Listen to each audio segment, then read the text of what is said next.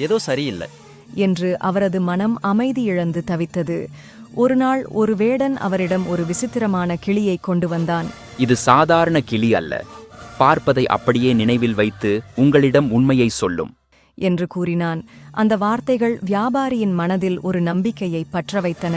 உடனே பணத்தை கொடுத்து அதை வாங்கி வீட்டிற்கு எடுத்து வந்து ஒரு கூண்டில் வைத்து வீட்டின் நடுவில் தொங்கவிட்டார்.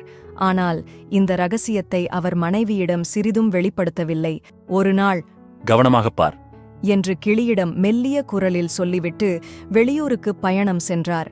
பயணம் முழுவதும் அவரது மனம் அமைதியின்றி அலைந்தது. வீட்டில் என்ன நடக்கிறதோ என்ற பயம் அவரை வாட்டியது. திரும்பி வந்தவுடன் மனைவி அருகில் இல்லாத நேரத்தை பார்த்து கிளியை நோக்கி, நான் இல்லாதபோது என்ன நடந்தது என்று மூச்சை அடக்கி கேட்டார். கிளி தயங்காமல் பதிலளித்தது, உன் மனைவி ஒரு ஆணுடன் மகிழ்ச்சியாக இருந்தாள். அவன் வந்தான். இருவரும் சிரித்து விளையாடினர். உல்லாசமாக நேரத்தை கழித்தனர். ஒவ்வொரு வார்த்தையும் அவரது இதயத்தில் கத்தியாக குத்தியது. கோபம் தலைக்கு ஏற மனைவியை பிடித்து, இது என்னது என்று கண்கள் சிவந்து கத்தினார். அவள் கண்களை உருட்டி, ஐயோ, இந்த கிளி பொய் சொல்கிறது, இதை நம்ப வேண்டாம் என்று நாடகமாடினாள். இது பார்த்ததை மட்டுமே சொல்லும் என்று கூறி அவளை கடுமையாகத் திட்டினார். குரலில் கோபமும் வலியும் கலந்திருந்தன. மறுநாள் வியாபாரி வெளியே சென்றபோது மனைவியின் மனதில் பழிவாங்கும் தீப்பொறி பற்றியது. அவள் ஒரு தந்திரம் செய்ய முடிவெடுத்து வேலைக்காரிகளை அழைத்தாள்.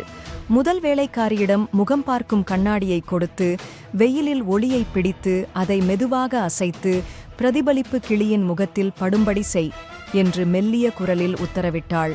இரண்டாவது வேலைக்காரியிடம் திரைக்கு பின்னால் நின்று உரலில் உலக்கையால் மெதுவாக இடித்து பயமுறுத்தும் சத்தத்தை எழுப்பு என்று கூறினாள்.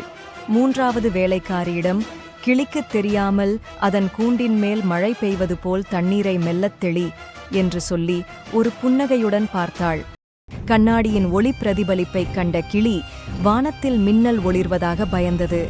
உரலை இடிக்கும் சத்தம் இடி முழங்குவது போல் அதை திகைக்க வைத்தது. அதன் மீது விழுந்த தண்ணீர் மழையாக பெய்வதைப் போல அதை குழப்பத்தில் ஆழ்த்தியது. மாலையில் வீடு திரும்பிய வியாபாரி கிளியை நெருங்கி, இன்னைக்கு என்ன நடந்தது என்று பதற்றத்துடன் கேட்டார்.